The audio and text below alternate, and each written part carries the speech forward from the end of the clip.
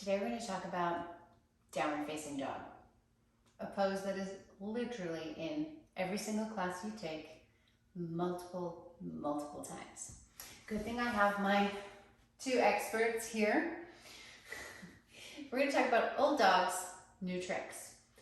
Many people, because they're so good at multitasking and doing everything and bearing the burden, find it very difficult in a dog pose to not have most of the work happen in their arms, their neck, their shoulders, their upper body.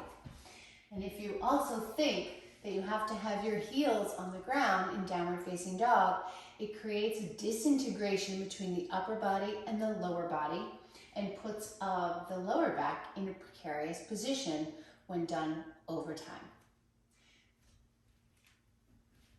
So if I have so much weight in my arms and then I think I have to get my heels on the floor, many people are in downward facing dog and it looks like this.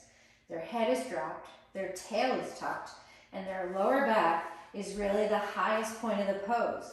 Now if you think about the discs of the spine and the way the lumbar curve is supposed to be oriented, which is in, every time you're in a dog, which could be 20 times in a class, and you take yoga 3 days a week or 5 days a week, and you've been doing yoga for 5 years, 10 years, 20 years, it is a lot of time energetically that you are stuck basically in slump asana. So we're going to work our dog pose. First of all, to open the hamstrings, there are many other poses that you can do. Downward facing dog is not the one that you want to do. This hamstrings attached to your buttock bones, and if they're tight, even in a table, you're going to be in this tucked position. You see what happened to my lower back right there. So, in downward facing dog, the best thing you can do is lift your heels. That just lifted my butt. The heels are analogous to the buttock bones. So if I lift my heels, I can then bend your knees. It's not about lengthening the hamstrings. Lift the heels, bend the knees, and then you can lift your buttock bones. You want to think energetically to get off of your arms, that your buttock bones lift up and pull back.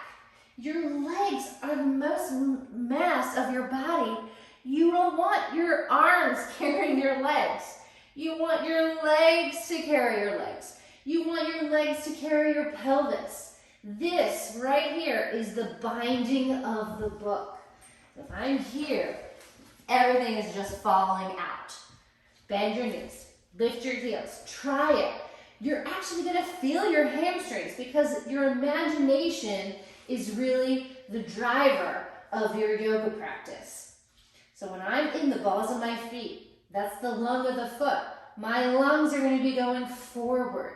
I'm going to be opening up. There should be no angle in your shoulders. Think from the center of the armpit.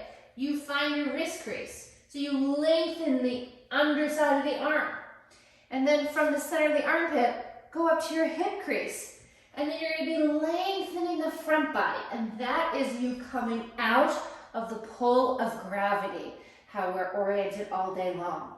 And so if you look from the side, from the wrist crease, to the hip crease, there's no angle at all. It should just be a smiley face. Plug your feet and lift your butt up. And so just like you open up the armpit in 2 directions, you want to think from the back of the knee, travel in your mind up the back of your leg. You're going to open up the belly of the muscle, not be pulled at the hamstring attachments, which is one of the most places that we get injured from that repetitive motion of folding forward in yoga. And then from the back of the knee, go down and find your heels, but don't let it drag you down. It should always be you going forward. So you lift up. Dog pose is a 60-degree angle. 60 degrees at the pelvis, your hips, 60 degrees at the ankle, and 60 degrees at the wrist. And then you come forward to plank pose, 90 degrees at the wrist. Gives you your shoulder joint. 90 degrees at your ankle. So you're not dragging back here and you're not coming forward. So your legs still carry the weight and then you look forward. Your chest comes through the portal that you've made with your arms. And then you're just going forward and back. So from dog to plank becomes a place that you are flossing your shoulders. You're flossing your hips. You're in the middle of yourself. Middle of each hand, the middle of each foot. And from that, opening up your spine. So you're not stuck in that scared dog position. No more scared dog. Happy dog. Happy dogs wag their tails.